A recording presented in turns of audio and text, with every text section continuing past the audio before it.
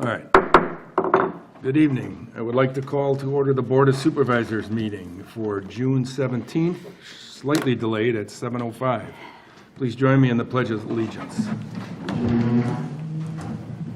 I pledge allegiance to the flag of the United States of America and to the republic for which it stands, one nation, under God, indivisible, with liberty and justice for all.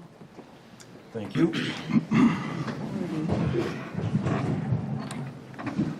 All right, how about we establish a quorum?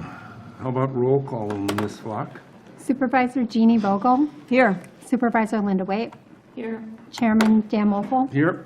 Supervisor Mark Hain. Here. Supervisor Trent Olson. Here we go. Everybody's here. We have a quorum. How about introducing all of our guests? We will start over here, please. Juliana Beam, the Door County Tourism Zone. Thank Julie you. Gilbert, Destination Door County. All the Julies at one table, okay. Hugh Zettel, District 14, County Board Supervisor, 3986 Glidden Drive. William Schuster, 4095 Glidden Drive. Cool. Vicki Wilson, 4141 Glidden Drive, also with Destination Door County and Door County Coffee. There might be some. Nice promo. Cameron Ellis, Wintersby, Destination Sturgeon Bay. Sue Schwartz, Destination Door County. Greg Ellis, Highway 42, Highway 57. Aren't you with somebody? Yeah, Just kidding. I'm Carrie, I'm with them. Nick Hoffman, 4820, Highway 57. All right, welcome all. You're the All other right. guys Oh, introduced. I'm sorry, the gentleman over there, they're standing, we might as well get them. Yeah, Derek and Meese, 4990 North Country View Road. All right, Larry Chapman, Glidden Drive. all right, welcome all. So next thing on our agenda would be public participation. Anyone wishing to speak about a non-agenda item, now would be your opportunity. You? All right. All right, so I want to talk about an incident that happened the other day at my house. Actually, yesterday morning, to be precise. I've never actually had any bad stuff happen in this municipality. This place has been a pretty good place to live. I'm 45 years old. I lived on the same place majority of my life, with the exception of when I went away for school. My dad was born on that property and lived there until he died for 78 years. My dad was also a military veteran. Went to Vietnam, got shot. 50 years from the time that he got shot till the day he died, he had the bullet in his leg. He bled for this country and everything. All the freedoms that we have, including freedom of speech, everything, whatever you want to do. He was part of the people that fought for this country. But what happened yesterday on my property was a total disgrace, not only to him, to every military veteran, and to the United States flag. I got home at 7 o'clock, 7:30 in the morning from my job. I look over to my decoration display that I always put out every year. This is the third year that I have. I'm not ashamed to say that I'm gay and I have a pride flag. I have a pride tree with a flag on top. But someone decided to go on our property in the middle of the night, take the flag, roll it up nicely. They didn't take it off, but it looked like they tried to rip the tree down. But I have it anchored down hard enough that no one would disrupt it. And it's been on there for 3 years in a row. No one's bothered it any of the other time. I've never had any complaints from any of the neighbors, nothing.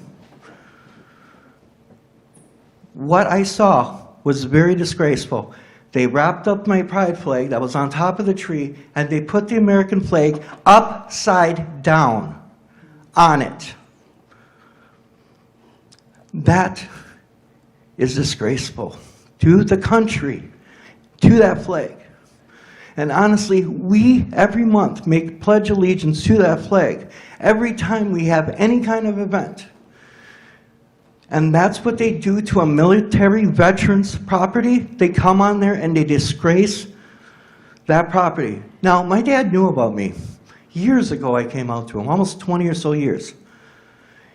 He told me in his own words, he says, you know what, I don't care who you love, because guess what? Out of all my kids, you're the best one that I have.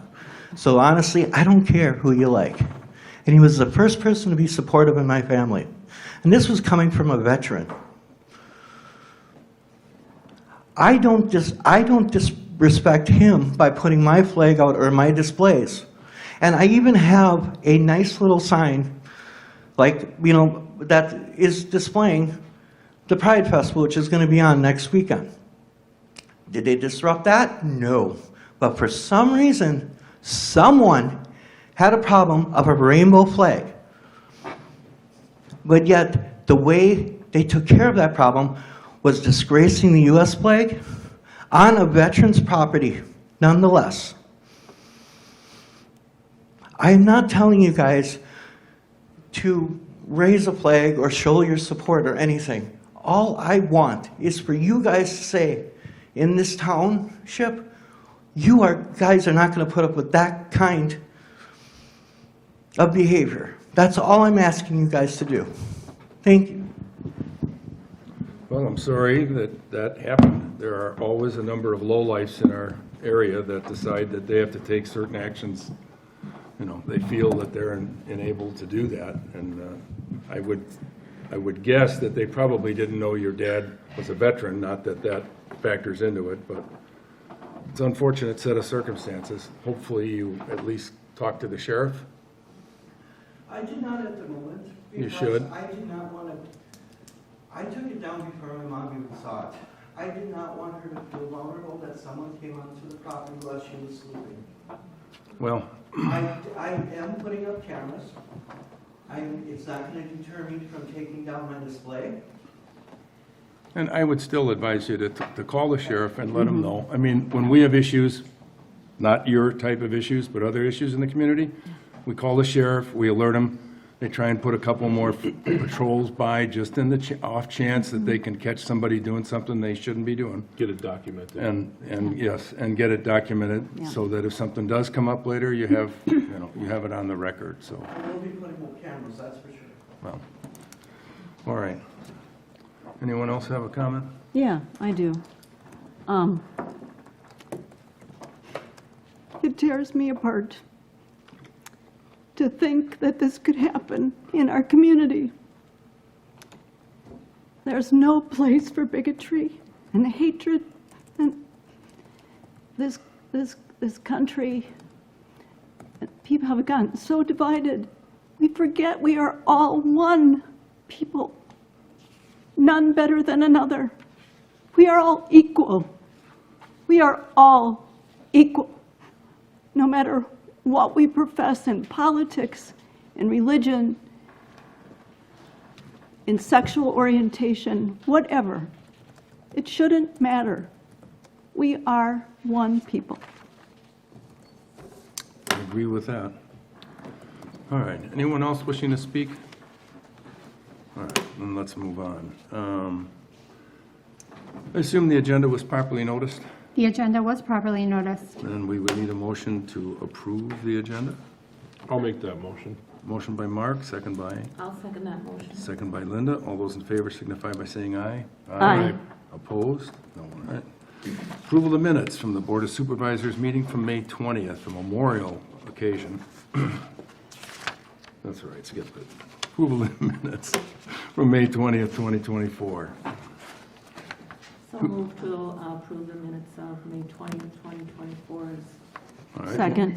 There was just one spelling, under the public participation, it should say to be aware and look into this, not away and look into this, in the last sentence, but if we can just make that correction. Thank you. Yep, thank you, sorry.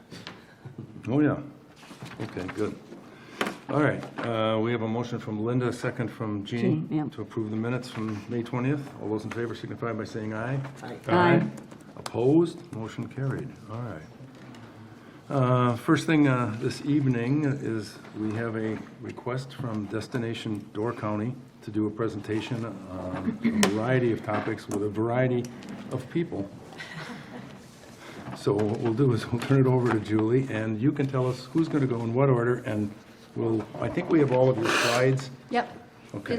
Is this on, Len? Should You be. okay? I can hear you. Okay. Great, thank you. Yes. And I did, Oh, sure. Don't have a reflection. Sorry, they're going to just close the blinds, so it's a little easier to great. look back. and I did neglect to tell everyone, I also live in Sevastopol, 4548 Ridgecrest Road, Ooh, Unit 2. all right. Forgot to say that. And it will be just myself and Juliana tonight speaking.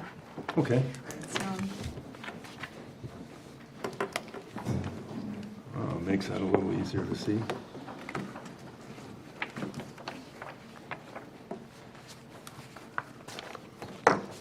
Oh, you're here.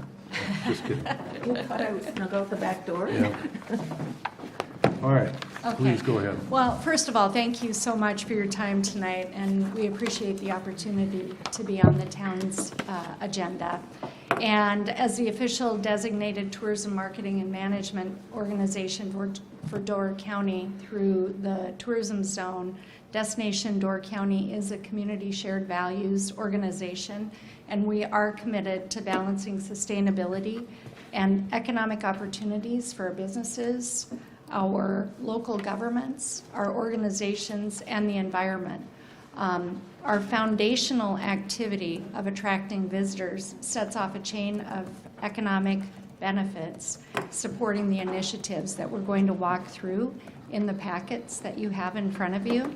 So we'll start on the left side packet, top to bottom, and you will see the flow chart.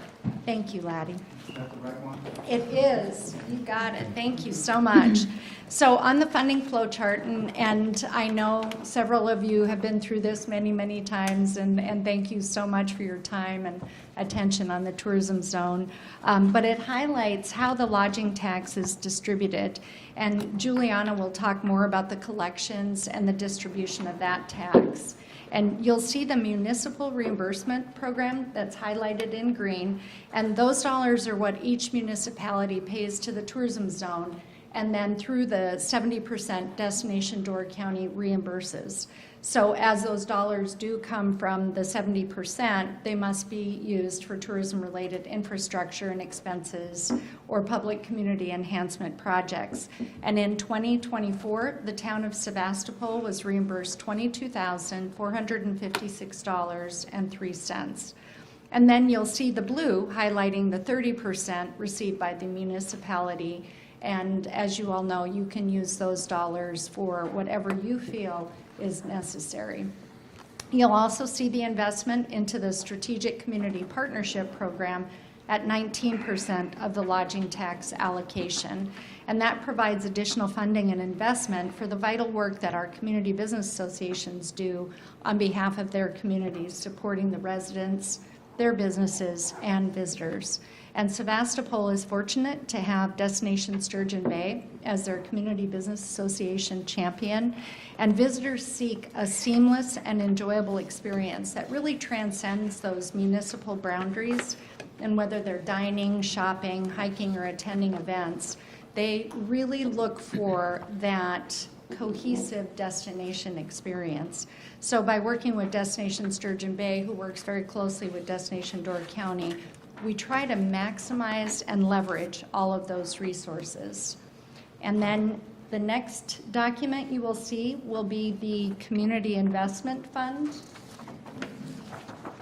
And this was established and launched January of last year, 2023, to support initiatives that enhance tourism infrastructure, cultural and historical preservation, economic opportunities for our municipalities and our nonprofit organizations. And as this is funded by room tax collections allocated to Destination Door County as a designated destination tourism entity, these funds must follow Wisconsin lodging statute. Projects that are significantly used by transient tourists and reasonably likely to generate paid overnight stays. But that project also has to show the benefit to our residents. And the info packet walks through all those 5 rounds of funds that have been granted. And the town of Sevastopol has received the following awards, which was $70,000 for the creation of a new restroom facility that is ADA compliant and includes men's, women's, and family bathrooms.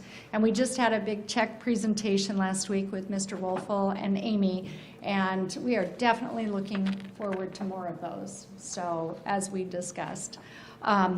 The first round of those funds kicked off in May of last year, and investments totaled through the year $828,917.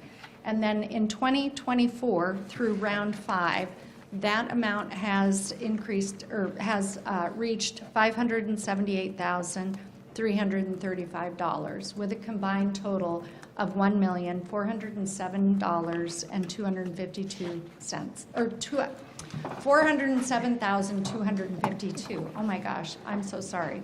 So all of these projects really will positively impact our communities throughout Door County and generate additional visitation, extend the stay, and provide benefits for our residents. And I would like to encourage you to really discuss additional ideas and projects that fit this criteria, and we're very, very excited about this program. And then on the next, underneath the CIF information, is the Parks Grant Initiative. And that was also activated this past year. And we are working with the friends groups of our 5 state parks and the county. And all of our state and county parks, as we know, are really key generators of visitation to the county. And this grant program will use dollars generated by overnight visitors to support conservation, improvement, and accessibility in our state and county parks. And details are outlined in the one-sheeter that is included in your packet. But I'm happy to share that the Friends of Whitefish Dunes is currently working on phase 1 of 3 of their renovation of outdoor and indoor museum exhibits. And they've accessed $10,000 and are working together with the park staff and local tribal groups to redesign and install new park exhibits with a significant focus on Native cultural history. And then they're looking at an indoor museum exhibit will feature information about the ecological, geological, and cultural landscapes of Whitefish Dunes State Park through traditional museum displays and new technologies such as video and audio. So an outdoor village also display will showcase buildings made in the traditional Oneota style, and replica Oneota tools, pottery, clothing, decorations, and social items will help showcase the Oneota culture. And the collaboration with the tribal partners will be strengthened in this initial design phase, again, very initial design phase, conceptualizing the unique exhibits, unlike anything else currently found in the state of Wisconsin. So very exciting, and we're just now starting to receive requests for the funding related to the Friends groups with the state parks. They're being very thoughtful and working closely with park staff and DNR and the communities, and it's been very, very encouraging to see that collaboration. So we'll continue to ensure that the tourism zone, and then coming back to the municipalities, will be up to speed with all of those projects as we learn of them too. And we're actually doing quite a bit of work for the Friends groups in order to generate additional investment in those challenge funds to help them raise money from people outside coming into the county, so that we can help them reach that 50,000 goal that will then be able to access that additional 50,000 that is there for them to use for park improvements. So, and then the next document is the connection Destination Connection municipal newsletter. And this was really created to provide relevant information that's specific to each municipality. And in 2023, we produced 2 per year, and we'll continue that cadence. So we'll be sending out the next iteration in a few weeks. But I would really, really like to encourage you all to let us know when you see this next iteration of that newsletter, if there are things that you'd like to see, or maybe you don't, it doesn't matter to you, let us know, and we'll make those edits. We know your time is valuable. We know you have limited time, and again, this is pertinent and relevant information to you. We're trying to make it easy for you so that you've got everything at your fingertips. And then going to the right-hand side of the packet is top to bottom is the Destination Door County 3-year strategic plan. We're actually in year 2 of our 3-year plan with our 3 pillars: community outreach and destination alignment, sustainable development, and values-based marketing. And you'll see the goals and objectives for each pillar along with our strategies and tactics that drive our budget. And we also include our key performance indicators so that we can ensure full transparency and accountability for everything that we do. And we created and we review the goals and objectives every year with members of the tourism zone and 4 members of our Destination Door County Board of Directors who are part of the Strategic Planning Committee. And it has been so successful to bring everybody's perspectives together, and it has been a really good conversation just going through the process and people really providing good insight and direction, and very, very positive. And then the next document is our Door County Stewardship Plan. And this long-term plan is really about taking a strategic approach to establishing a vision and path forward for the stewardship of Door County. And the one thing about this plan is it's not just a Destination Door County plan. We facilitated the process, but this is a county-wide plan.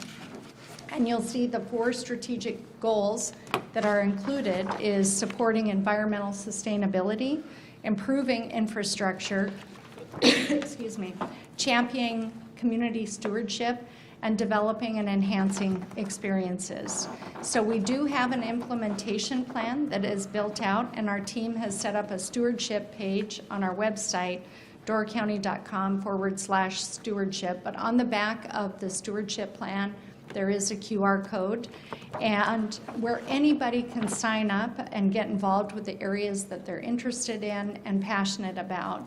And we have a new team member, Amanda Stuck, who is actually the lead on the stewardship plan. We hired somebody specifically to ensure that we continue to move this forward.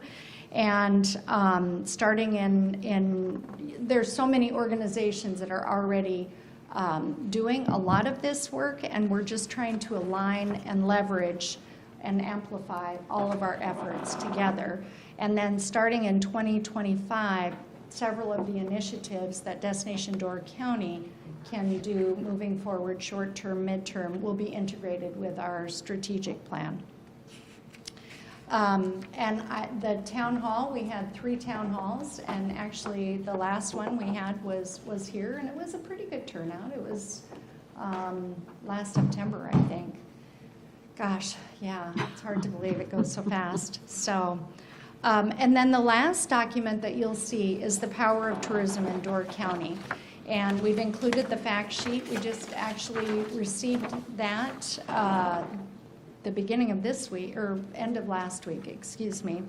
And it is provided through Travel Wisconsin and Tourism Economics, and it highlights key analytics ranging from tax revenue generated from visitor spending, tourism employment, and other relevant data points.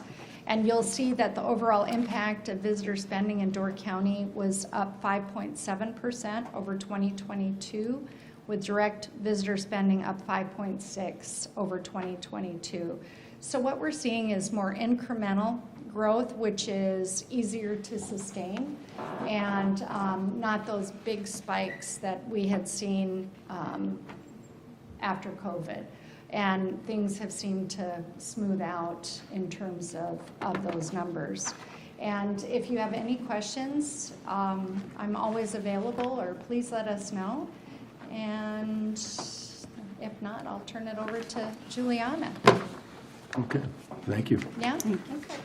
We'll let Juliana go, or you want to go ahead? Go ahead. Just one, so on the fact sheet, Julie, Yes. it briefly mentions employment. Have you had any feedback from our lodging providers and our restaurants and the retail stores? Do they have adequate staff?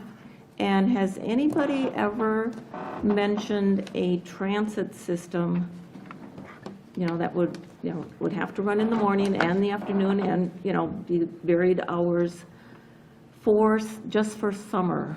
Yes. Help? Yes, staff actually, get them to and from? Couple of answers, because those are really good questions, and those are challenges that we have. So with workforce, we have a considerable number of J1 students or summer seasonal workers that have come into the county this summer, 540, I think, Sue, 540 some. And several restaurants that I haven't spoken to all the restaurants, but several restaurants throughout the peninsula are, for the first time, they feel that they have staffing to where they're much more comfortable, that they haven't been in several years. The lodging, I've not heard any negative in terms of workforce, which is really great. We have also been working with Matchup related to people that are in the county and they're retired, but they have incredible skills, and they can come in and fill in with a variety of areas that are needed to be filled, and it helps that social engagement. Transportation, Sister Bay just actually did get a Community Investment Fund grant to help purchase a van, and they are using the vans for student transportation for J1 workers, as well as residents, as well as visitors. So they're scheduling it in order to address those areas. So, which, again, if we can start seeing some models in different areas, perhaps we can replicate those in others too. Thank you. But it's definitely challenges that we have to move forward with, for sure. Good, thank you.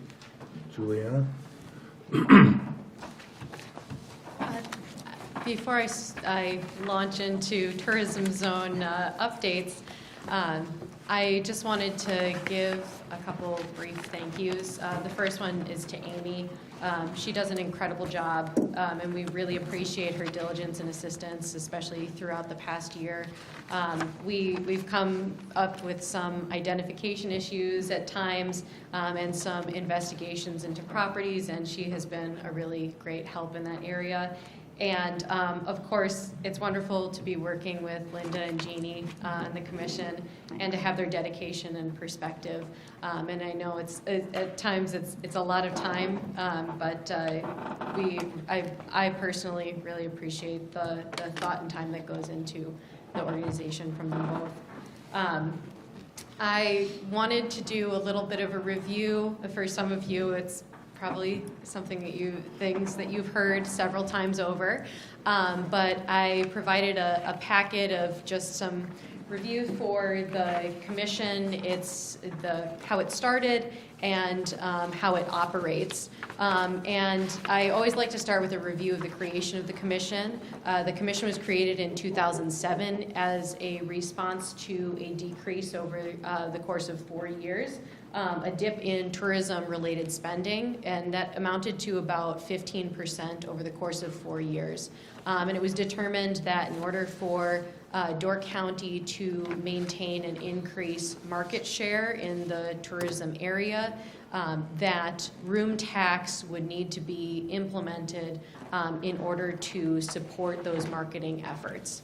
And as such, the Door County Tourism Zone was created, and an entity agreement was put in place with Destination Door County. So we often get several calls in a year asking us for our opinions on the best places to go for dinner or some good places to stay, and someone will give me a call and say, you know, what should I do at 9 o'clock on a Saturday night in Door County? And I will say, that is my bedtime. I have no idea, but I can give you the number for Destination Door County. So I like to put in a little section talking about what we do versus what Destination Door County does. And a lot of my job is to get money in, room tax dollars in as quickly and accurately as possible and get them out the door to you and to Destination Door County. So 30% goes directly to the town of Sevastopol and 70% goes to Destination Door County, which is the minimum percentage that's mandated by state statute 66.0615, which the authority to create the tourism zone is housed under.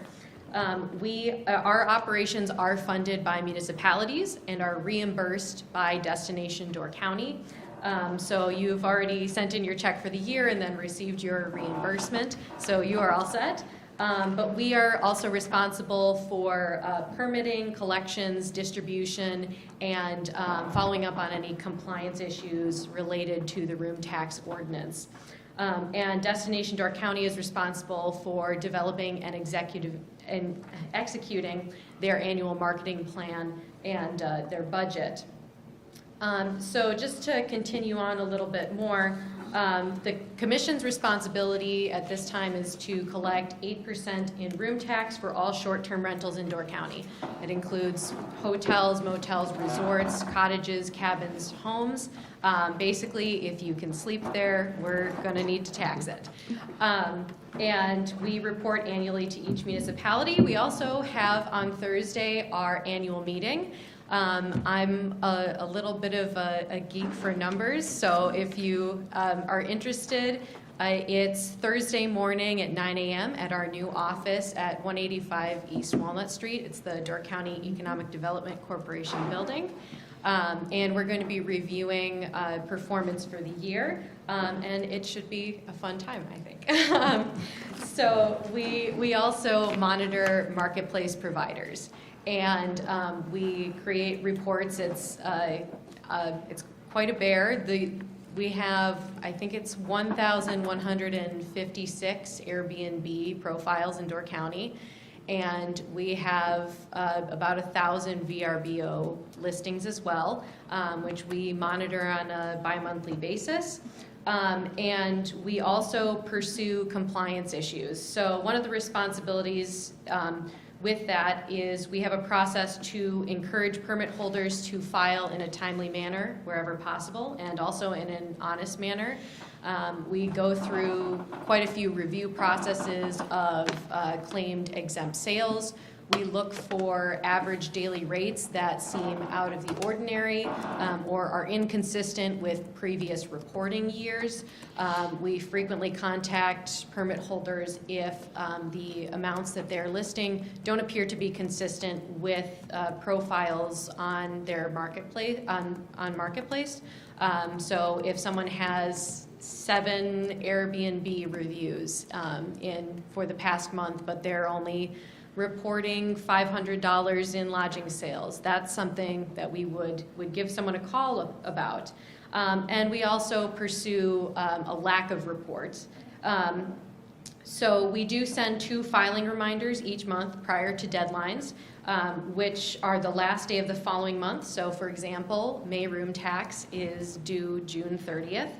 And following that deadline, we send 1 email reminder and then 2 paper reminders, and we often send have a phone call as well, leave a voicemail if a report is late before it's sent to our attorney.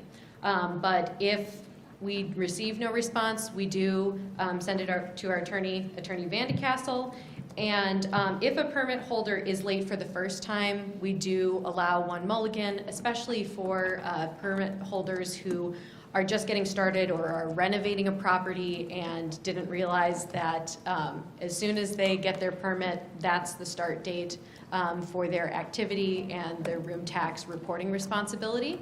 So we have one mulligan that we give.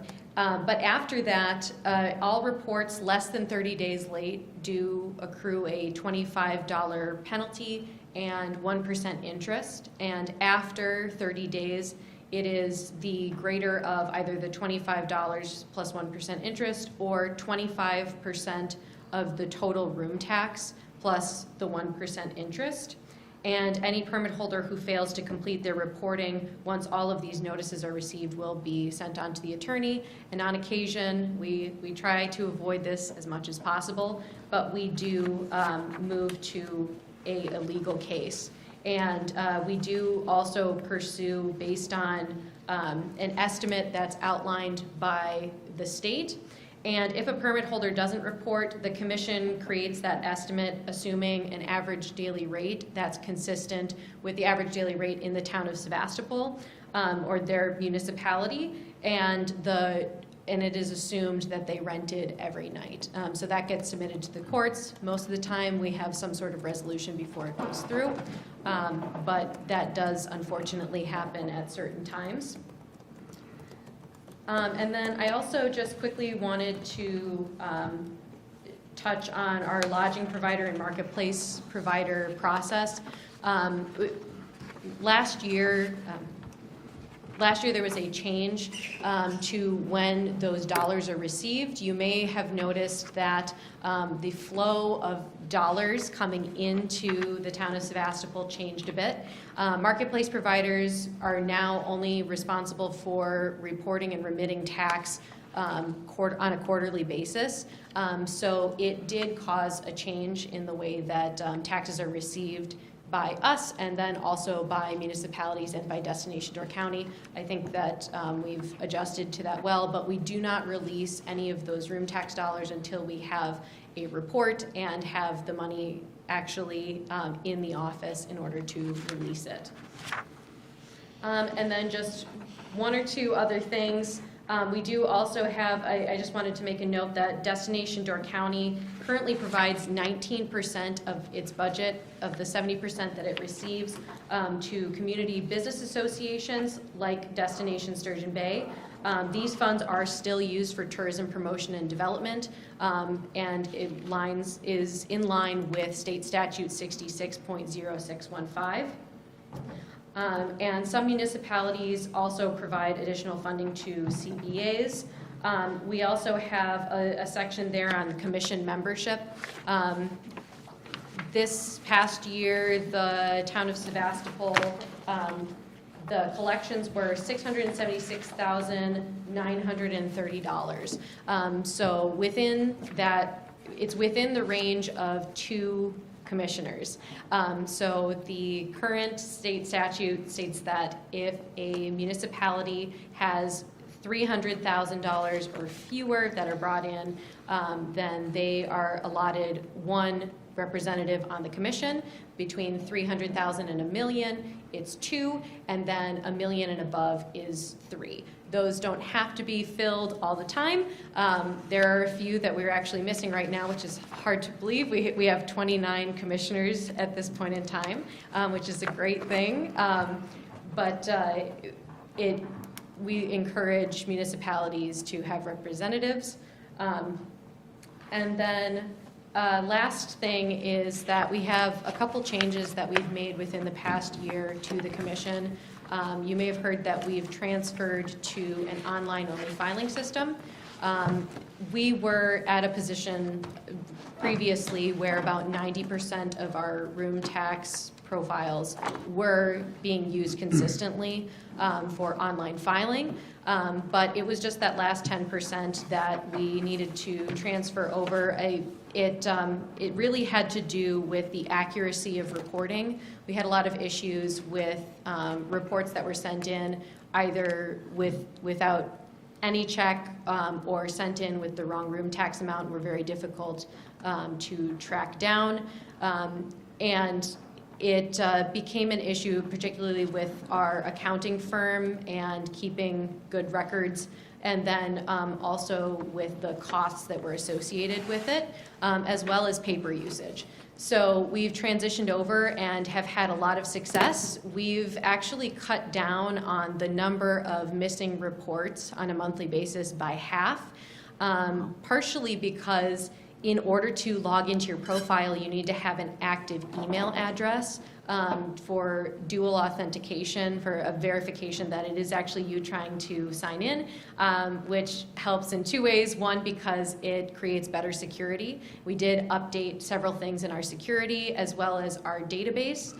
And it also gives a direct path of communication at all times to our permit holders.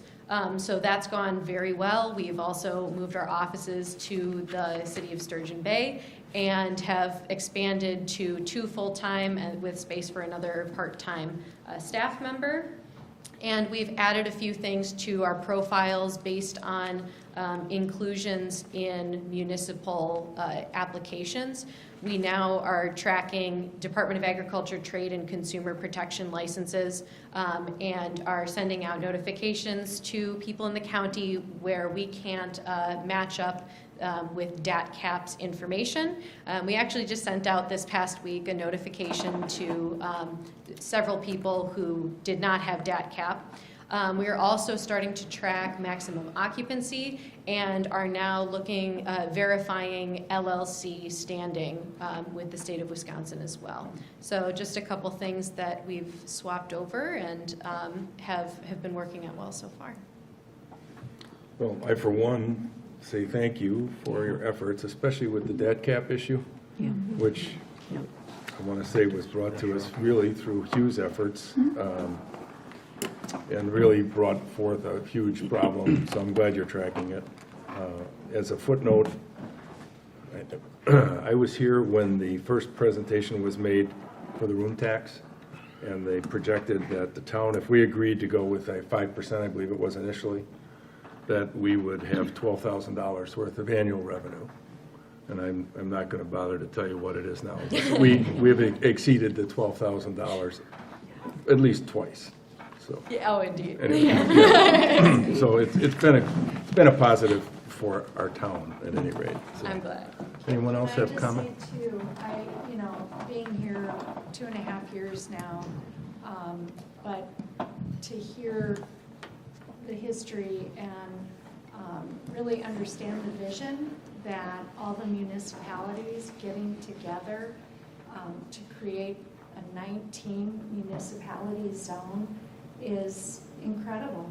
I mean, there's not a whole lot of tourism zones like ours out there.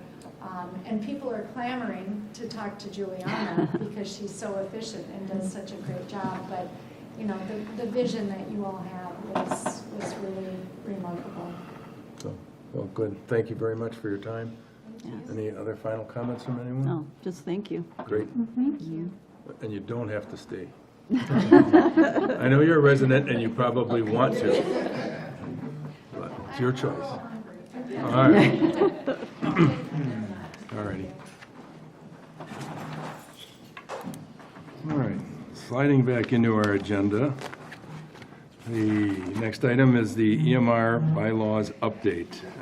Trent, we left this with you after last month's meeting. I think it's updated. Tell us. Yeah, I went through, proofread, made sure that everything was capitalized right, then made sure that it just flowed better. There was a few of the bullet points where it said all members, but didn't say must, should, will, something like that, some type of B verb. Okay. So I believe I got all those corrected. I think we're ready to go. Okay. So, has everybody else had an opportunity to take a peek at this? Okay. Does this, when, do we have it in the packet? 'Cause Yeah. It is. Updated ones from May.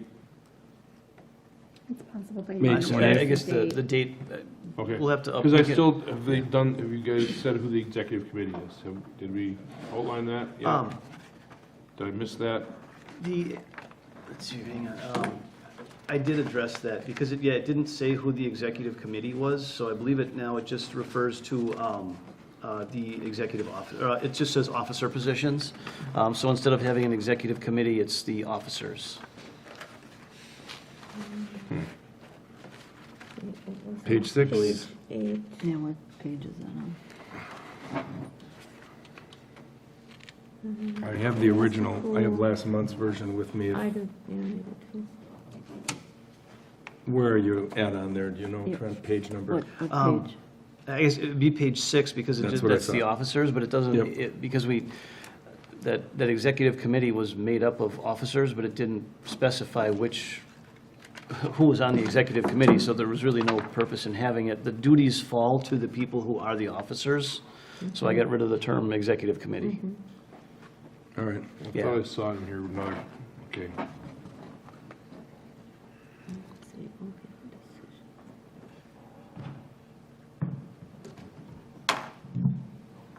All right. Okay, I'm good with it. So, we would be well-served to approve these revised minutes and make them an official part of the town's emergency medical response bylaws. So that he may also give a copy to the EMRs. Yes. So the Right. MR bylaws. So, yeah. So a motion would be in order. Okay, okay. I I'll think make you're the going to make motion. it, right? I'll make the motion that we approve the new EMR bylaws. All right, motion by Trent, second by Mark. Any further discussion? If not, all those in favor signify by saying aye. Aye. Opposed? Carried, thank you, and thank you, Trent. We got that one off the list. Newsletter update, Linda? Okay, so, we're still hoping for July 1st with, working with Laddie on the time schedule and getting the articles pulled together. So I have sent to him quite a few photos that we hope to include. Right now, we have articles on AT&T broadband overview, which includes how residents can register and receive notifications when that service might be available in their area. We have Chairman's Chatter on the road tour and accessing government. We have the Clerk's Corner on elections and short-term rentals. We have calling all Sevastopol businesses to see if there's any interest in forming or organizing a business group, connection group. We have some Door County zoning reminders. A reminder to please check out our website for information. We have introductions from our new supervisor, Trent Olson, and also our new building inspector. We have an article regarding the Sevastopol Historical Society. We're going to try to get back on track and do some programs. The Sturgeon Bay Fire Department addressing burn permits, fireworks, and recreational fires. The front page will probably be our reval, that our reval is underway with information on our open book and board of review, how to do that. Park enhancements, plus mention of our Clark Lake Beach and the launch areas, not just the Park and Institute. And our restaurant? Restroom update. Yep, okay. Cable TV, YouTube update, and then, like I said, photos to go along with all of those articles. So we'll see if that comes up to 8 pages or 12 It pages. sounds like a lot of pages. So Laddie, if you need some help, Amy and I can, I'm not sure how many pages it'll be, but we can handle it. okay. Oh, I'm sure you can. All right. Okay, and if we get an idea on a time frame, then I can reach out to, we've had Sunshine Resources in the past do our collating and train for mailing, and we use DC Print here in town for printing, so. So do you have all these articles, or are we still waiting for 1 or 2 yet? We're waiting for 1 or an addition of 2, Okay, so, so basically, we're real close. yeah, Okay, we're very close. great. That's not an easy topic to get easy subject to round everybody up to get their articles in. And Well, I'd really having like. done that before, yeah. it's fun. I'd like to shoot for, or keep that July 1st, but it's only 2 weeks, probably won't make July 1st, but. Okay, good to go. Road work update. The two main roads that we are doing, Whitefish Bay and Dunn, have both been pulverized. Expect them to stay in that state and probably until the last week of June. It could get done a couple days earlier, but the target right now from the county is they'll get it done by July 1st. They will get us some numbers shortly thereafter so that we can make a decision, certainly by no later than our July meeting, as to whether or not we're going to attempt to do some, all, a portion, or none of Whitefish Bay, East Whitefish Bay. In your packets, or on the table, wherever, at our last meeting, you wanted to look at the option of doing Whitefish Bay all the way down to the cul-de-sac and not do the cul-de-sac, given that there wasn't a lot of residents on that particular circle.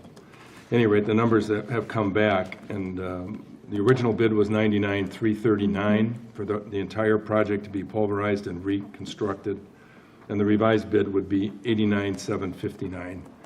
So it's a $10,000 delta, and frankly, I don't think it would be advisable on our part to take that option, because sooner or later, we'd have to come back and do that anyhow. Yeah. And by then, it'll eat through that other $8,900. I would rather take the position, depending on our billing, that we do from Harder Hill east to where we did that break in the road, approximately 6 blocks or whatever it is.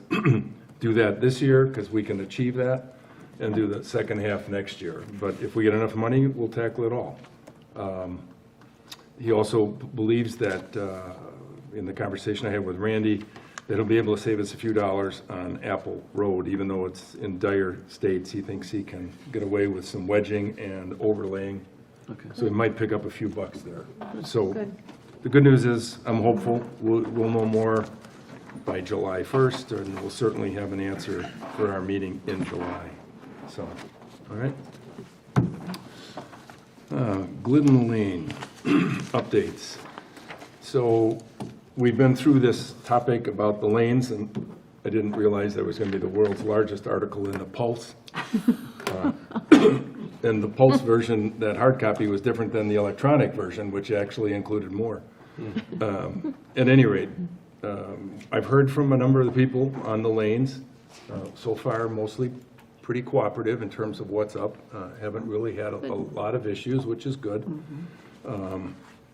I went out last week with our guys from the park, and I put up the signs on the beach side of all the accesses, which you saw last month. We put them all up, and so they're in place. My goal tonight is to get verbiage for the signs that we need to place at the access, and that's why you have this fabulous sign print that I took a copy of. Something else that slipped my mind here. I still have to go back in there and select what trees. There's 3 lanes that are going to need attention, and 3 that are basically not going to need anything, but maybe a little trimming on 1 or 2, but essentially not much. And I have 1 lane where we need to do a little barricade repair, and one of the lanes has a huge pile of sand halfway across the easement, so I'll probably have someone come in there, just scoop out 3 or 4 loads of sand so there's access there.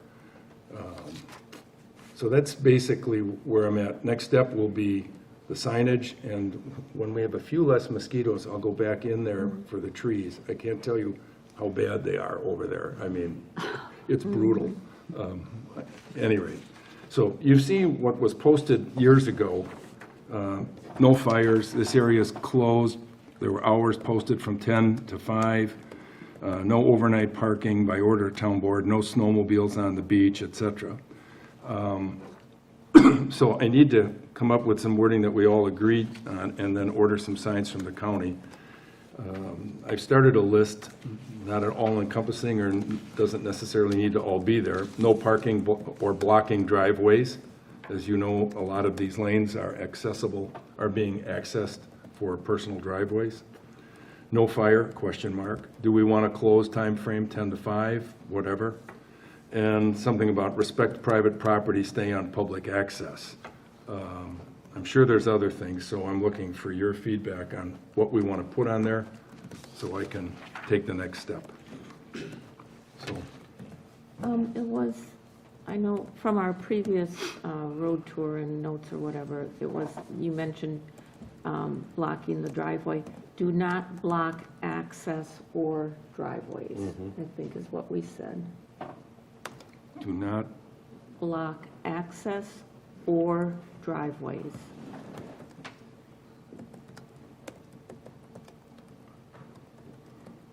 so just for clarification, are you envisioning somebody parking their car at the access, blocking anybody from getting in, or blocking it dead center? I could see that happening Yeah. if you're unloading kayaks or whatever. Okay, I just, That you want to get as close to the beach as possible, and then you decide, I'll just leave my car here because nobody will bother it. okay. I'm not bothering anybody.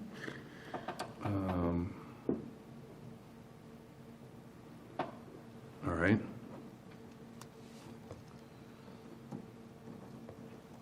No fires is Of pretty course, no fires, self-explanatory. absolutely.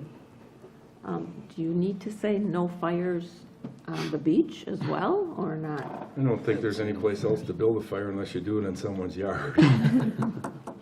But, Oh, Hugh. go ahead, Hugh. Yeah.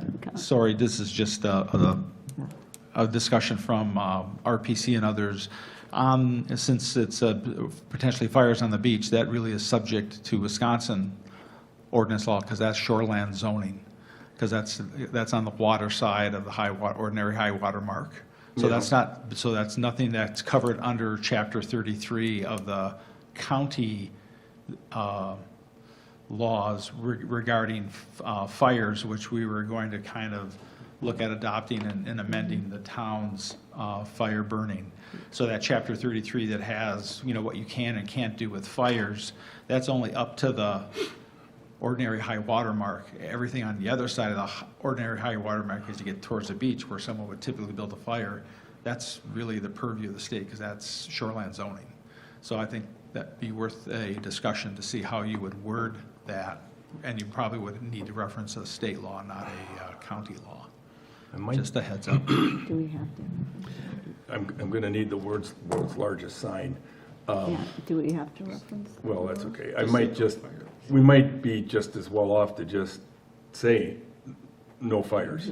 Just say no And just fires. assume that the most logical people understand that, and if not, I think we've tried to tell anybody, if there's an issue with fire in the town, I don't care what they're burning, pick up the phone, call the fire department, ask them to come out, they will respond and do that. I hear what you're saying. I don't know how I would work around that, but, Because the fire department said if it happens on the beach, they have to call the warden, because that's a DNR responsibility. It's not the fire department. so you got from the city of Sturgeon Bay's fire department is saying they would not respond to a Well, fire? they on would the beach? respond, but then they would call the warden. Oh, okay. Because the warden has jurisdiction on that side of the ordinary high water mark, since that's basically, There's a lot of gray area with fires on the beach as well, if it's contained or not. Yep. Tim and I went around and around a couple of years ago. Yeah. I got a whole pile of emails from him, and it's a lot of gray area. I'll touch base with Kaylin and just see if she's got a perspective on it, but I think otherwise I would kind of go with the same thing as, no blocking access or no parking in the driveways, no fires, and assume that most people will be good soldiers and follow. It's just so that you have your statutes, and, Yep. prep. And that brings up another point. I mean, this says by order of the town board, we may need to do something legally. Yeah, an ordinance. It's not an Right, we may ordinance. need to do an ordinance to cover that. Okay, so, go ahead. We had previously said access limited to 50 feet in width or 60 feet in width. But if you've brushed out the lanes that if I were to walk in there, I can see where I should be? Well, the signs Without saying, without putting more signage saying access limited to 50 feet in width? the signs on the beach are posted on the lot lines. Oh, they are? So Okay. And just I've got them on either side, so as soon as you walk past the tree line, look left or look right, you're gonna see two signs that say beach access after private, end of beach access, private property. So I think we've defined that. Okay, closed times, yes, no, maybe? Do we need that? It's not I don't a know, park, I'm just I mean, simply- so it's- Simply taking, do we have assigned times? We do, Only for the quiet, I mean, that's park. it's at the, I know we do at the, don't we at Clark Lake? I believe so, and I think there's one think- whitefish as well. 10, I think Whitefish too. Until We have 7. an ordinance setting our time for Quiet. parks. Park. Okay. It's an old one, but I'm pretty sure we have an ordinance. I don't think we, personally, I don't think we need it on there. I don't think so either. Okay. That's easy enough. Definitely don't think we need the snowmobile thing. Anything else? Do you need just no overnight parking or just forget the whole thing? Not put in any times, just say no If we do- Are overnight. you thinking free camping? If we do overnight parking, can we put the I mean, that's what I I- in night, or we leave it overnight? NTE. Yeah. Can we spell check this, please? Right, Linda? Oh, yeah, I like that. There's nothing wrong with that. Somebody, Get rid of the E and over as well, just. well, shorten it the up. the nice part about it was the conversation I had with the individual who assured me that this belonged to the county. Yeah. Anyway, okay, so It'd be nice not to clutter it and have huge signs and all the wording. Right, More words, the less they're gonna look at it. exactly. I feel like that at the beach at Clark Lake. You start reading the first 2 lines, you just walk away, because there's so much on it. I envision putting it as you walk to the beach. Yep. Park one side or the other, just prior to going off the, what I'll call the driveway portion. Okay, so we're gonna go with 3 items. Do not block access or driveways. No fires. Oh, we eliminated the third one, was park closing times. Yeah. Okay. Oh, the other one that I wrote down was respect private property, stay on public access. We have it on this, but we don't have to, that's just my Are we take. putting anything that it's public access? Is it, Well, that's the other are we piece. putting a sign saying, We have one that's marked private that isn't, it's public, and all of the signs, the question is, should we just put new signage up at each entrance that says, Chairman, are you aware that some of those lanes are 180 feet wide and not 60? no, there's nothing that's over 50 or 60 foot wide. If you check on the original 1937 map, you'll see. I'm not talking about the aprons, laddie. Yeah, I am talking about the. That's not, that belongs to the Glidden Drive Association. I did all the homework on that. Did you read my document on that? If I did, I don't recall it. I mean, I've read it, but I can't recall anything specific, but according to the county, when I went and did the research with it, that those aprons are for the exclusive use of the people from the Long Beach Plat, specifically intended to be of common The back lots. For the back basically, For lots. the benefits of the back. for the back lots. So they use our access to get there, and they can spread out, and the clerk has done the work also to determine that the tax, there's a difference between the tax for the people that have and don't have that access. Yeah, So, you are aware of that, okay. right, so I am not gonna touch those, that's Glidden Drive's issue. So, okay, so back to the question at hand. Do you want me to put a sign, a double-sided sign that's a Arrowhead public access out at the street? Replacing the ones that are there, or leave the ones that are there and just correct the one that says, I think it's Arrowhead, that says I think it'd be private? nice to at least replace them all and get them all So they're fresh and new. What they look like Right. town roads, Right. yeah. Should- Yeah. So it's I think we can public afford access- that. access, yeah. Okay. Make sure the spelling's correct I'm gonna go with the spelling that's on here. Dan? for the lanes as well. Yeah, just hang on a minute. Someone in the audience has it. I will, I'm just making a note here, double signs.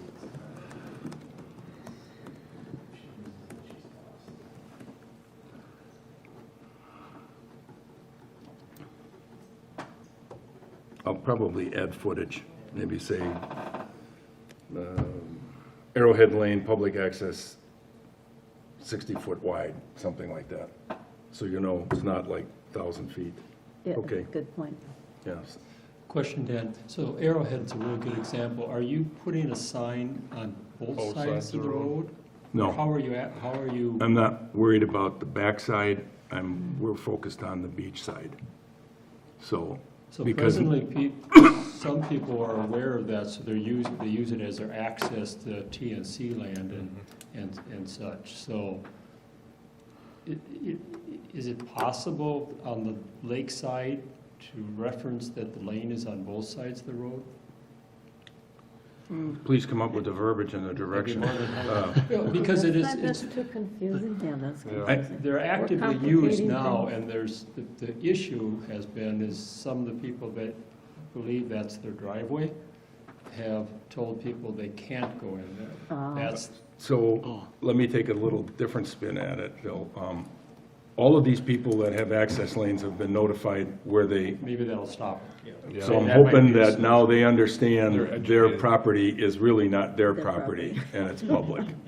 So as a follow-up, that, in the newsletter made me think about it, at some point, will you inform the township that there are these public lanes for people to use? I think it's, unless you missed the paper, Well, I think there's, not everyone reads the pulse as such, and just the idea that they have this access to the property. I think the majority consensus was just kind of let that alone, so it doesn't draw every Tom, Dick, and Harry down there. Just kind of let you find it on your own. I've been told there's a good chance I won't be recalled, but I would be assassinated. And No, I understand. so I don't have an issue with it being public access. I think some of the people on either side may have a little, but I think they understand it's up. I don't know that we would do anything as a next step. Sure. If we have feedback from the public that there's problems, maybe, but I think let them discover. And I your mean, informing may accomplish it. Right. Then you got a good point. The chainsaws might also accomplish it. Yeah, I mean, clearing some of that stuff, I mean, whatever. And if I could add one more point to follow up Sure. conversation. I really encourage the town board to also put signage on Shivering Sands on the creek of the town property. That's the piece of property that is used more by non-Glidden Drive people than any of these access points. And just today, there was a mother down there with 2 kids, you know, and they're parking on the side of the road and they're trying to get in. They don't even realize that that's town property, and it's actively used for fishing, kayaking, and such, and it's on both sides of the road. If you need some assistance in locating the pins, I know where they all are, and I can do that for you. So it's just it's the best property you have out there, is Shivering Sands. As we talked earlier today, I'm just trying to envision where I would put those, because there's going to be quite a bit of distance between those two. Put them at the 2 parking spots. Pardon me? Yeah. Put the signs at the 2 parking spots. No. No, there's a parking spot on that side that isn't across from La Follett's. That's where the trail comes out. Right. But on the side, there's a parking spot which is used. And You're then talking on the north side, On the north side, there's a parking spot. besides Drexel's or Dremel? Drexel's. I don't know the names. The Next person with to the the White middle. House to the Next- north of the creek, the one that sold. Yes, there's a parking spot Right. right there. I've been cutting the grass for years.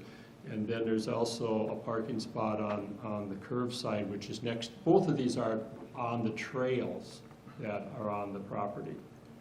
Well, what I'll do is, we'll connect up and I'll go out and take a look. I'll show you. I know there's 2 spots to park. I know there's the La Follette place, and but we should charge him for parking.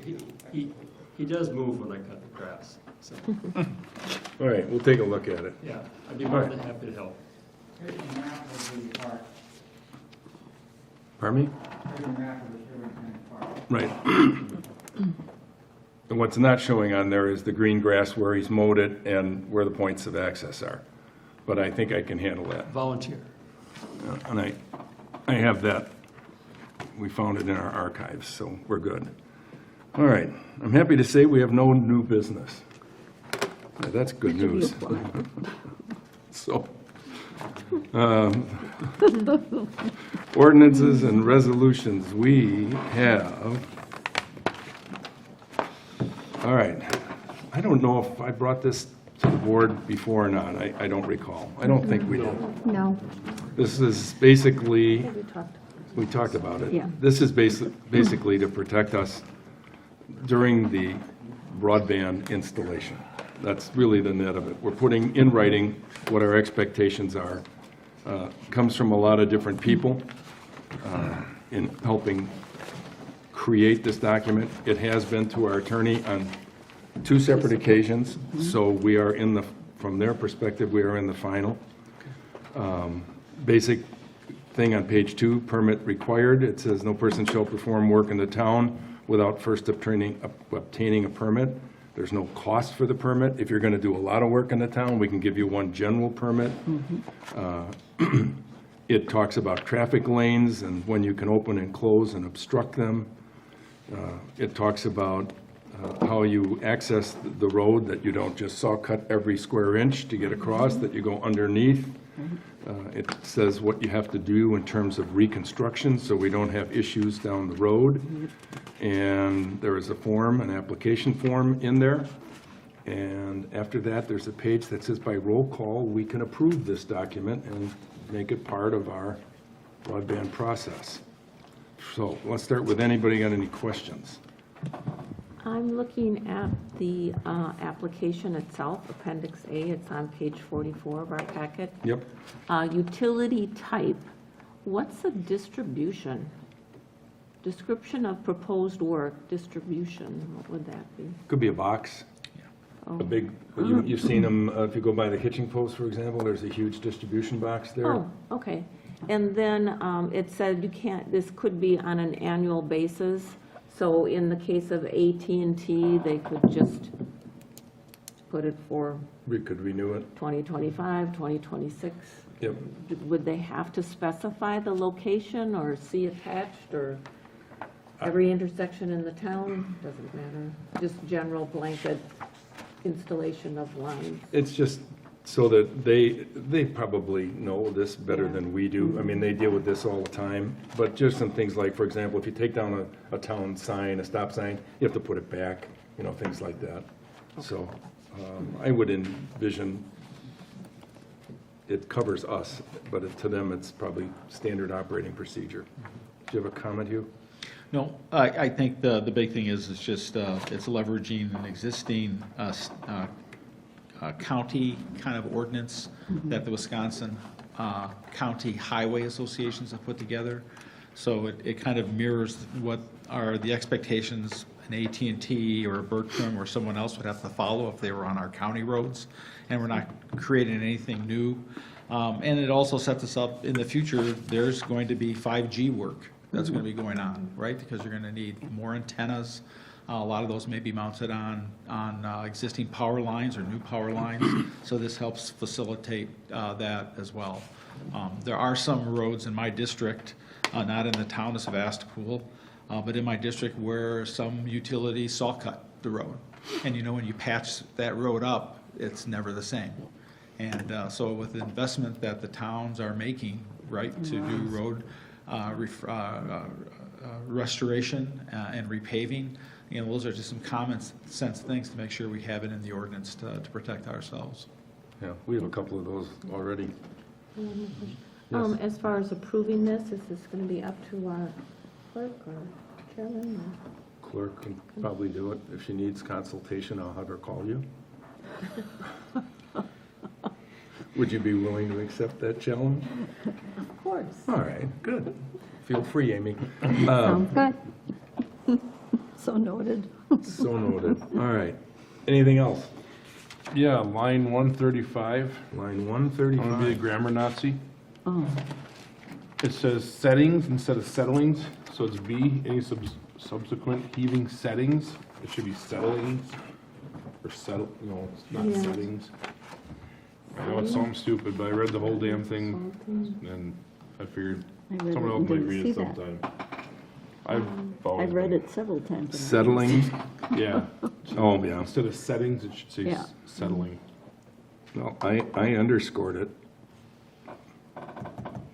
Highlighted it and missed it. All right, good, we'll get that changed.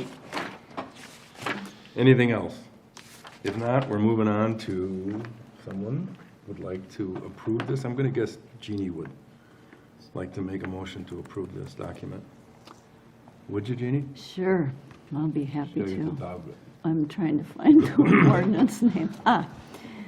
I'll make a motion to adopt ordinance number 01-2024, utility accommodation ordinance of the town of Sevastopol. All right, motion by Jeannie, second by? Trent, second. Second by Trent, all right. Any further discussion? Hearing none, we will move on to a roll call vote. Ms. Flock? Chairman Mothel, Yes, aye. Supervisor Waite, Aye. Supervisor Vogel, Aye. Supervisor Hain, Aye. Supervisor Olson. Aye. All right, motion passes. Ms. Flock will certify this for us, and we'll be on our way. Great. All right, financial reports. You have the account balances. You have the budget versus actual, January through May. And you have the transactions by date. And before we approve those, we'll see if the clerk treasurer with the treasurer hat has anything to add. Amy? The town received its last, I hope it's last, of the winter operations bill from the county for the 2023, beginning of 2024 season. We have currently used roughly 86,000 of the 120,000 that we have budgeted. We've paid the third quarter dues of our fire contract with the city of Sturgeon Bay. I just finished working with Kalen Montevideo Fire Chief for the city of Sturgeon Bay, and Aaron LeClaire, the Director of Door County Emergency Services, to fill out the maintenance of effort paperwork. And I filed that. The paperwork is directly connected with the increase in all municipalities' shared revenue. If a municipality files it late or fails to file, their shared revenue will be decreased by 15%. So the increase was directly connected to that this year. Okay.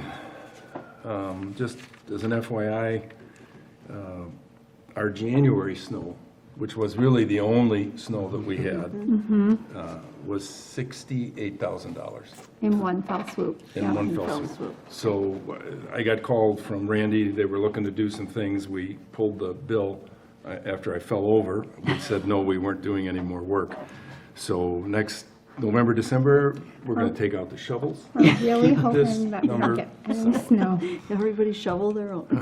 Yeah, all right, thank you, Amy. And so we need a motion to approve the financial reports. Motion to approve. Motion by Trent, second by Mark. All those in favor signify by saying aye. Aye. Motion approved, all right. Then we have vouchers, bills, and claims. I think everybody's signed those? If so, a motion to approve. I'll make a motion to approve the vouchers, bills, and claims from May 21st, 2024 through June 17th, 2024. Motion by Jeannie, second by? Someone? I'll second. Second, all right, second by Trent. Approve the vouchers, bills, and claims. All those in favor signify by saying aye. Aye. Opposed? Well, we're going to pay them. All right, good to know. Oral committee or commission, anyone wishing to speak that we, I probably should speak on broadband. you should? Well, All right. just say that, You can. just to say we're still in pause. The AT&T and the PSC need to come to an agreement on, again, reminder, these are federal funds. So it's in the attorney's hands from both. So as soon as we hear that that's settled, we'll be able to move forward with the amendment of our contract with AT&T. That'll have to happen because of the difference in cost, the reduction in cost, and then hopefully fingers crossed, we can move forward. And although the delay is not necessarily the most exciting thing, from what we've learned about the financial markets, they're looking at maybe one interest rate reduction in the fourth quarter. So by the time this thing gets going and we have to make our first payment, we still may be on track to pick up a couple rate reductions on our loan. Yep. So even though It's the not all delay is bad. not perfect, it may, yes, right, it may not be all bad news. So thank you, Jeannie. Anything else? We don't have our Tourism Zone Commission meeting until this Thursday. Right. It's a combination annual meeting and our regular full commission meeting in person. Ah, So Like, you Okay. can't attend by Zoom, but once a year, we kind of All do right. that. Good to know. Anything else? Otherwise, we'll move on. We will go on to District 14 Supervisor Hugh Zettel, who's been very patient this evening, would like to share with us some of the news of the county.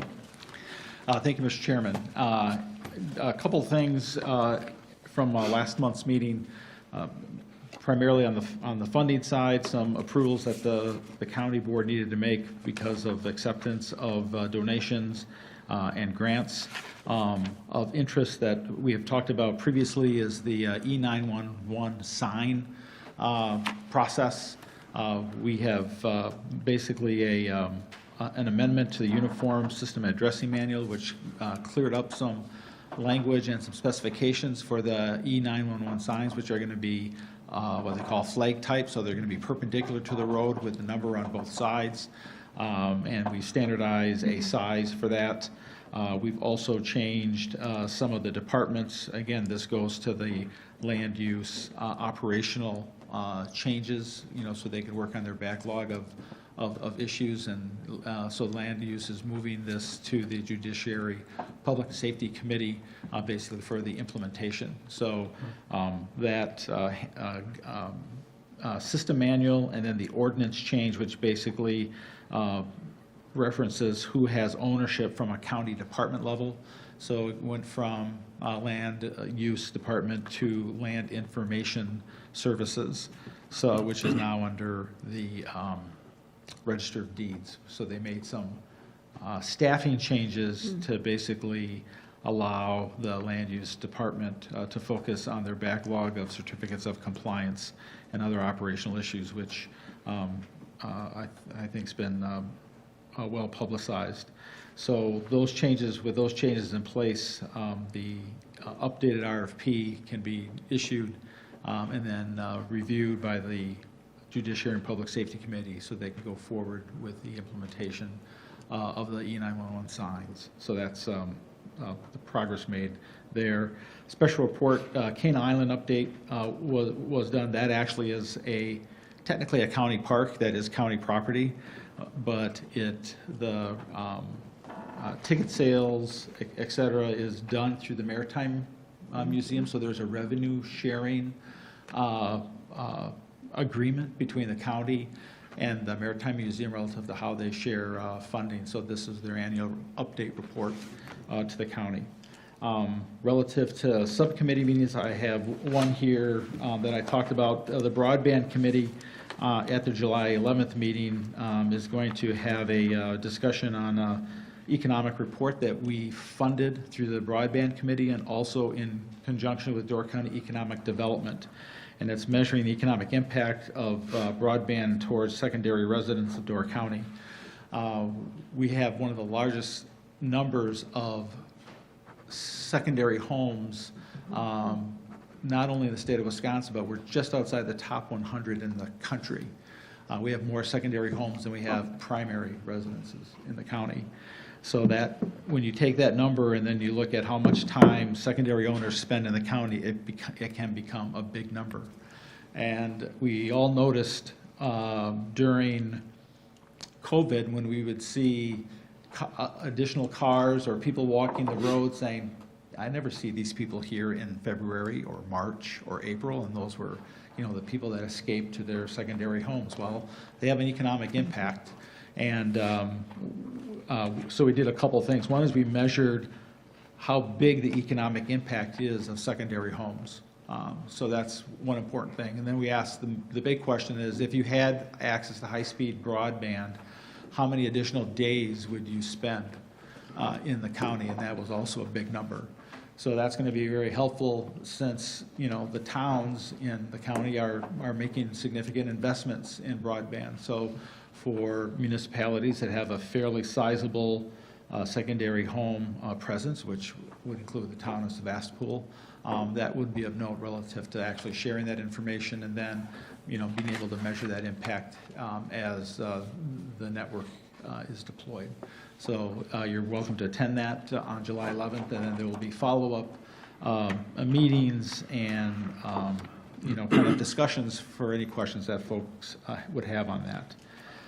This Thursday at 3 o'clock, the Resource Planning Committee meeting on its agenda that is also posted is going to have a discussion on what their operations changes are going to be to meet with the backlog of the certificates of compliance and other response issues that towns have raised as concerned, as this town has made public and made known to me and to others.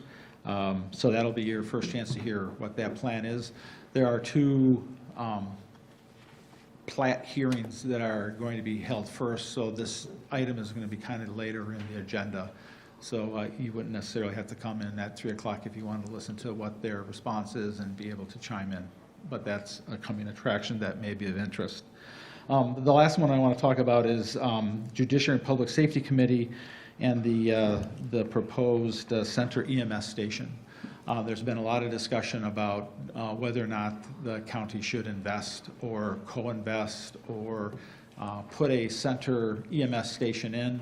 As you've seen in paper and through other, if you participated or saw some of the meeting packets, you know, they're looking at, you know, something anywhere from, you know, jointly with Egg Harbor, jointly with the town of Jacksonport, and in some pro formas, they had it at the intersection of V and T, which is, you know, kind of a center ring, if you will, if you did a 10-mile radius between Sister Bay Station and City of Sturgeon Bay, where their station is.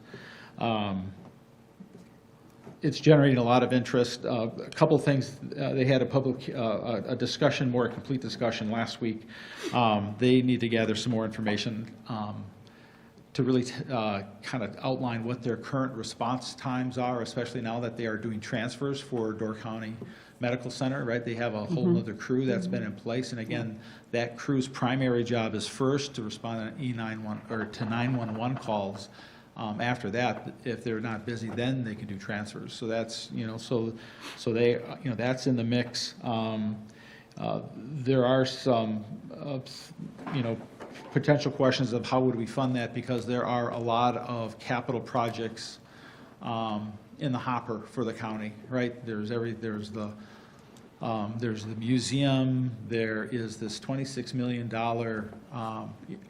digital land mobile radio upgrade that has to be done, you know, because the VHF system for our emergency services, sheriffs, et cetera, is very stretched and having quality issues and reliability issues.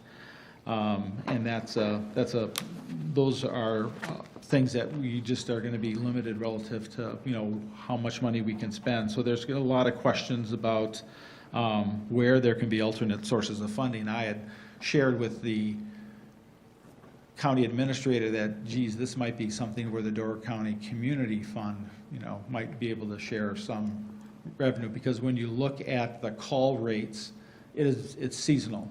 From June through October, you know, the rates almost double the number of ambulance calls. Well, that's because of the seasonal residents and the tourists that are here, and then it drops substantially after that. So the question is, you know, if it is driven a lot, if the response time impact that people feel, residents and non-residents alike, during that time period is driven by tourism, could you get some tourism dollars to help invest in that, because that's what's driving it. My understanding is that may not be able to use that money because that doesn't necessarily promote Overnight stays. overnight stays. Maybe overnight stays in the hospital, right?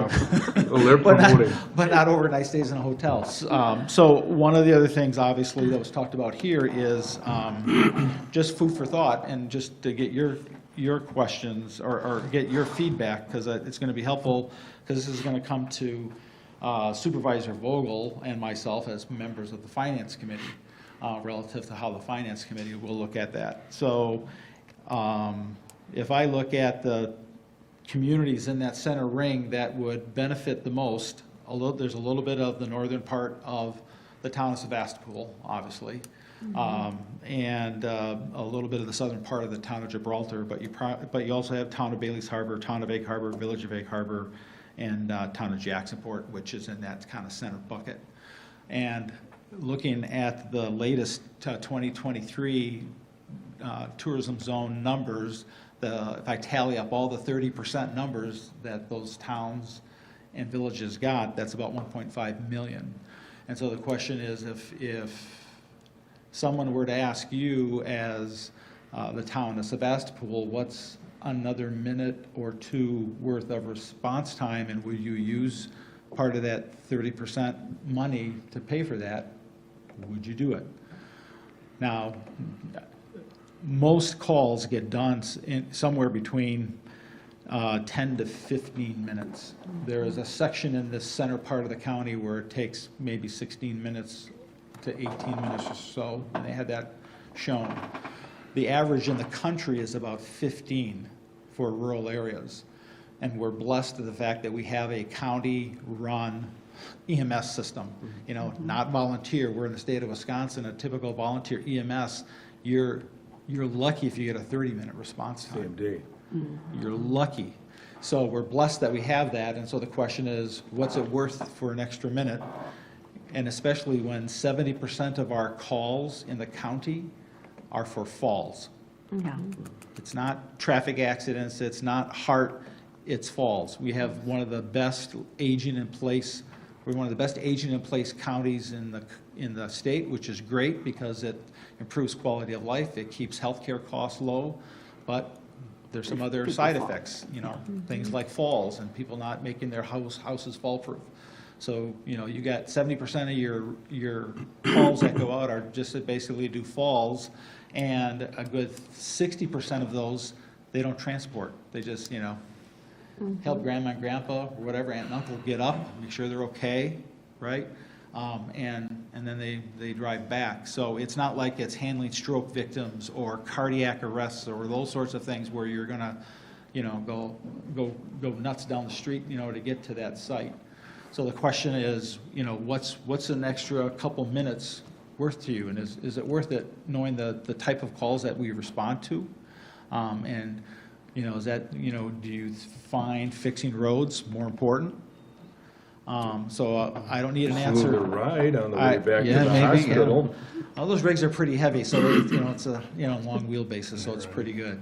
So I don't need an answer today, but I'd like to have you guys think about that. I would appreciate your thoughts relative to looking for funding, because it's going to be tough, I think, for the county to bite that off, and it's not just the 2.3 or $2.7 million in capital. It's the fact of, when you're funding six, a crew of six, that's a lot of comp and ben, right? Yep. So that's a big number, and our dollars are not going as far with inflation the way it is, and with some of these other huge capital expenditures, your residents are also going to be, with a reevaluation, a reval coming up, and to, see that county tax component on top of your towns. The question is, what's an extra minute or two worth? And so I'd just like you to think about it, and I would appreciate, send me an email, give me a call, and I'd appreciate your feedback on that. So with that, I appreciate your time. I know I took probably a little bit more than I wanted to, but I just want to get your feedback on this, and I'd be happy to answer any questions that you have. Valmy. Put it in Valmy. We're willing to contribute. And we make a huge contribution. We'll make a huge, there is an opportunity there, though. If we could create a business district, the business district could take some of the funds and redirect it. Yep. And They left, the one people Yes, we the were one hoping thing- they were going to be here. It's okay, wherever you are, Craig. I do have one question for him, which might pertain to the emergency services aspect. But going back a couple weeks ago when we had those storms and that tornado on Washington Island and stuff like that, one of the biggest problems that this county has right now is because we don't have the tornado sirens anymore. Yeah, the emergency management guy posted on Facebook on a county thing, subscribe to Code Red, the mobile app, because you get push notifications. Well, I'll let you know I've used this app for a while now. I've registered for it, but you have to pay 99 cents a year just to get the notifications. They charge you, and they have a rating of 1.9 out of 5 stars for an app that's over 6 years old. They don't have good ratings for the app. And it doesn't work. It's not effective. So ultimately, we're SOL. Why can't we go to if we're upgrading all these digitals, everything digital, why can't we go to a system like what Brown County has, where if there's an emergency in a specific area, you'll get a emergency alert system on your phone, pushed automatically, saying there's police presence in this area, please stay away from such and such a street. Or why can't we go to a system like that if we're upgrading the emergency, going to digital? Is that something they're looking into? Because obviously, if I, who know technology, has troubles making something work, how are you expect a community, especially ones that are aging in place, to be able to sign up for a program that doesn't even work? I think, great question, Derek, thank you. I don't think this would be done through this large towers project that I cited earlier, but there is an ongoing investment which is called Next Generation 911, because that would actually come from the 911 call center, and that may be part of that effort, which is actually also being deployed statewide by AT&T. Somebody's got to be doing the Amber Alert kind of approach. Correct. And so I'll talk with Jeb, the EMS, emergency management director, just to reference this, what Brown County is doing and push notifications to cell phones. Obviously for grandma and grandpa that have landline, that's, a bit of a challenge, but I'll find out and follow up. So.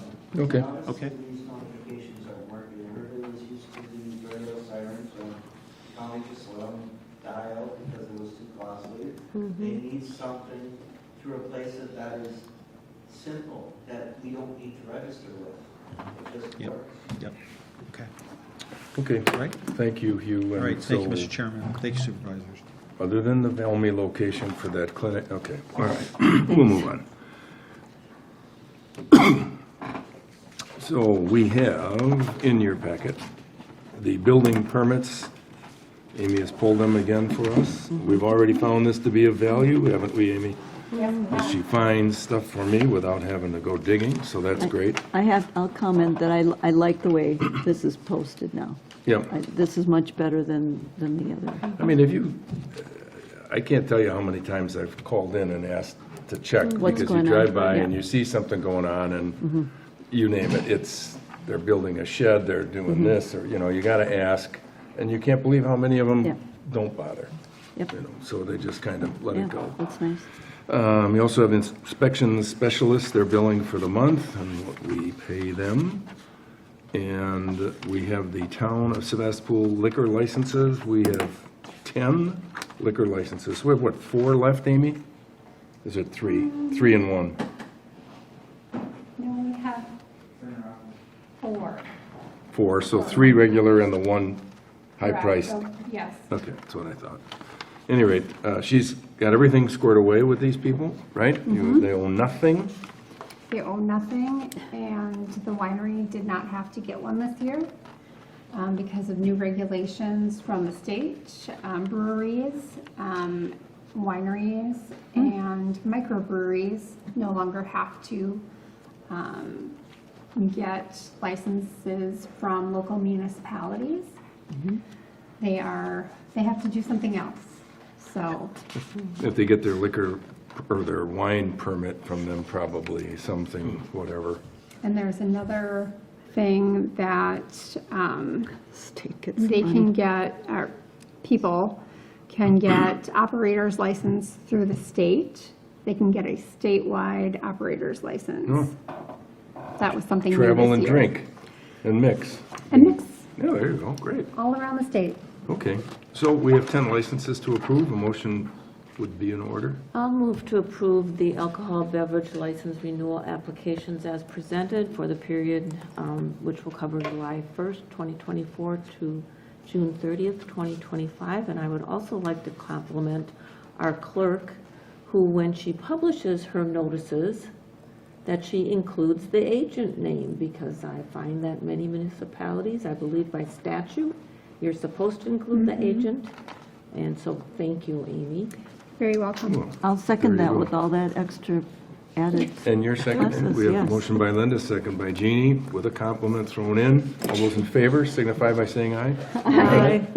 All right, carried, good. All right, we're winding down to what I thought was going to be a short meeting. I assume you've all seen the notice about Kalen Montevideo. Yes. All right, that's good news. I'm glad there's some consistency there. You have a copy of the monthly fire department report.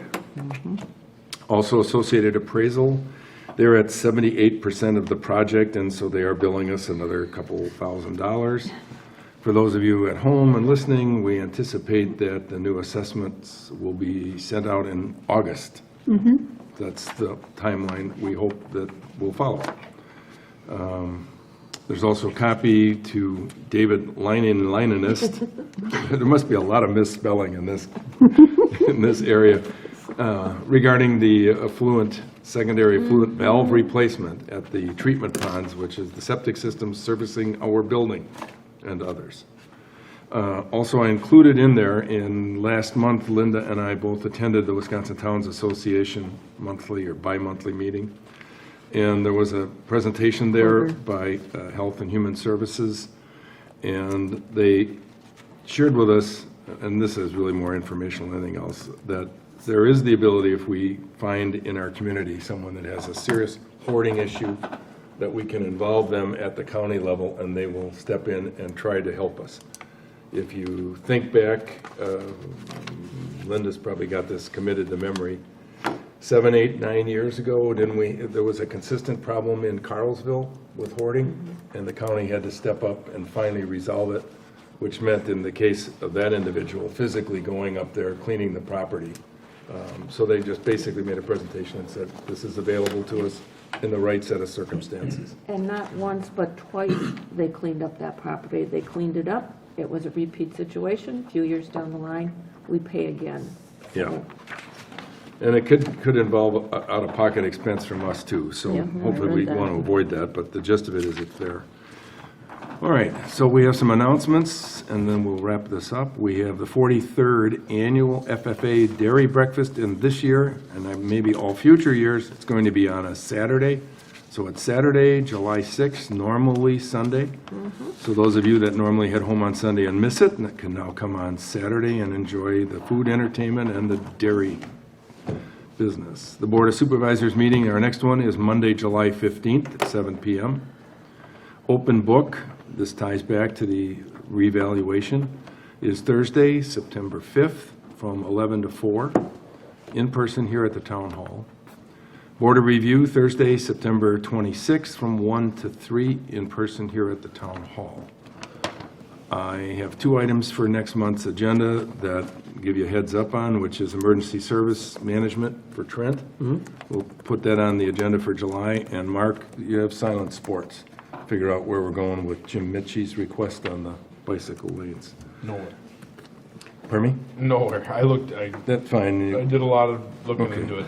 So I'll put you on the agenda and we can go through wherever it is. All right. Which leaves us to item number 19, the adjournment. Motion to adjourn. Motion by Trent, Second. second by Mark. All those in favor signify by saying aye. Aye. Opposed? Motion carried. Good night. We are adjourned. Thank you.